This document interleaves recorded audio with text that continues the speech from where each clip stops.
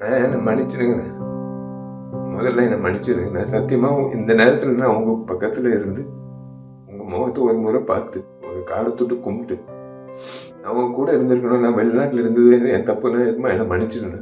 நான் கண்டிப்பா கண்டிப்பா வந்து உங்க பேர்ல நான் கண்டிப்பா வந்து மேற்கொண்டு நல்லது பண்ணணும்னு இன்னும் தோணுதுங்க. அவ்வளவுதான். வேற ஒண்ணும் சொல்ல முடியல. உங்களுக்கு நான் பண்ண வேண்டிய ஒரு விஷயம் இதுதான் நான் நினைக்கிறேன்.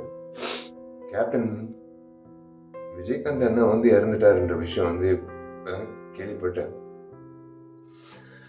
என்ன மன்னிச்சிடுங்க. முதல்ல என்ன மன்னிச்சிடுங்க. நான் சத்தியமா இந்த நேரத்துல நான் உங்க பக்கத்துல இருந்து, உங்க முகத்த ஒரு முறை பார்த்து, உங்க கால தொட்டு கும்பிட்டு, நான் உங்க கூட இருந்திருக்கணும். நான் வெளிநாட்டுல இருந்தது என் தப்புன்னு என்ன மன்னிச்சிடுங்க. ஏன்னா நான் வந்து நல்லது செய்யறது வந்து சாதாரண விஷயம் இல்ல. எங்கள மாரி ஆளுங்க நல்லது செய்யறது சாதாரண விஷயம் இல்ல. எங்கேயோ ஒரு ஒரு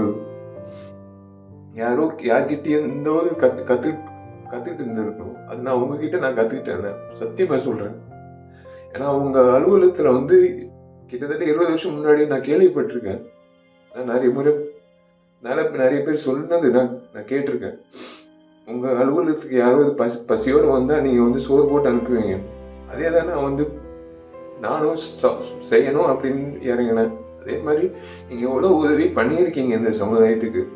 இன்னைக்கு வந்து ஒரு அரசியல்வாதியோ ஒரு ஒரு நடிகர் சங்க முன்னாள் தலைவரோ இழந்ததை விட ஒரு நல்ல மனிதர் இழந்ததுதான் என்னால ஜீரணிக்க முடியலன்னு. இன்னைக்கு நடிகர் சங்கத்துல வந்து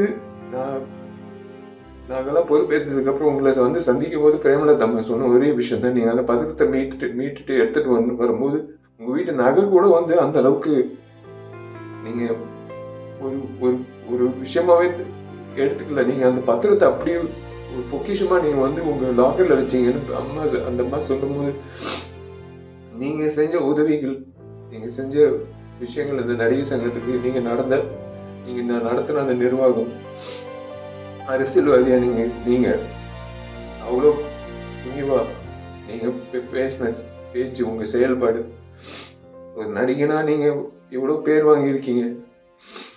ஆனா ஒரு மனிதரா பேர் வாங்குறது சாதாரண விஷயம் இல்ல. சில நபர்கள் தான் ஒரு மனிதரா நீண்ட நாட்கள் அந்த பேர் நீடிக்கும். அந்த வகையில நீங்க இருக்கீங்க. மன்னிச்சிருங்க. உண்மையிலே நான் சத்தியமா சொல்றேன். இன்னைக்கு நான் உங்க பக்கத்துல இருந்திருக்கணும். முறையா உங்க பக்கத்துல இருந்திருக்கணும். உங்க ஆத்ம சாந்தி அடையணும்னு.